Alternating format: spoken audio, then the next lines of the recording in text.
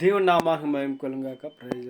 అయితే వాళ్ళ దేవుడు మనతో మాట్లాడే ఇక మాటలు ఏంటంటే మన కుటుంబాన్ని మనం మార్చుకోవాలైతే ఒకరు మన కుటుంబంలో ఒకరు భక్తులు ఉంటే ఒకరు భక్తులు ఉంటారు, ఒకరు విశ్వాసులు ఉంటే ఒకరు భార్య విశ్వాసులు ఉంటే భర్త ఉండదు, భర్త విశ్వాసులు ఉంటే భార్య ఉండదు.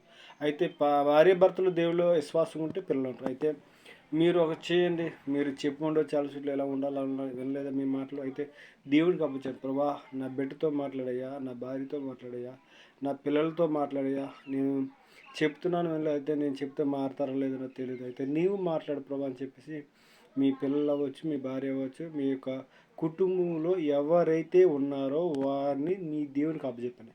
మీ మోకాలు ప్రార్థించి, ప్రభా ఇంకో నా భార్యని నీ చేతులు చెప్తున్నాను, లేదా నా పిల్లల్ని నీ చేతులు చెప్తున్నాను మీరు అడిగినప్పుడు దేవుడు మీ పక్షంగా మీరు ఎప్పుడైతే విజ్ఞాపన చేస్తారో మీ పక్షానికి మీ పిల్లలతో మాట్లాడతారు, మీ భార్యతో మాట్లాడతారు. అయితే ఒకరు వచ్చేసి రెండు వచ్చేసి వదిలేకండి, కంపల్సరీ ఆ రిజల్ట్ వచ్చే వరకు ప్రార్థిస్తూనే ఉన్నాడు, గోజాడుకుంటూనే ఉన్నాడు.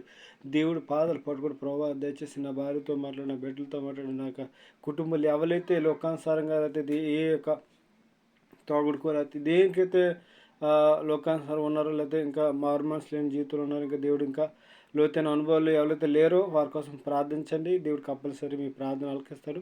అయితే ఇక దేవుడు వాళ్ళతో మాట్లాడే వరకు మీ ప్రార్థన మాత్రం ఆపొద్దు. ఎందుకంటే దేవుడు విననేరుకున్నట్లు తన చెవులు కొరచ కాలేదు, నా చెవులు మందం కాలేదు. ఎస్ఐ గ్రంథంలో అంటారు, ఏమంటారంటే నేను ఆశీర్వదించినట్లు నా చేయి కొరచ కాలేదు, విననేరుకున్నట్లు నా చెవులు మందం కాలేదని బైబిల్ చెప్పడం. అలాగేంటంటే దేవుడు మన పాపంలో దేవుడికి మనకి అడ్డంగా ఉన్నాయి. అయితే మన పాపాలు తొలగించుకున్న తర్వాత మన కుటుంబం తర్వాత కంపల్సరీ దేవుడు మన పక్షాన మాట్లాడతారు. కాబట్టి ప్రతి ఒక్కరు కూడా ఎవరైతే మీ కుటుంబంలో ఇంకా దేవుడికి దూరంగా ఉన్నారో వాళ్ళకి ప్రార్థించండి. కంపల్సరీ ఈ యొక్క సంవత్సరంలో దేవుడు మీ కుటుంబాన్ని కట్టి దేవుడికి మహిమకరంగా మీ కుటుంబంతో మారినట్టుగా ప్రార్థించండి. ప్రజలకు దేవుడు దీవించుగాక. ఆమేన్.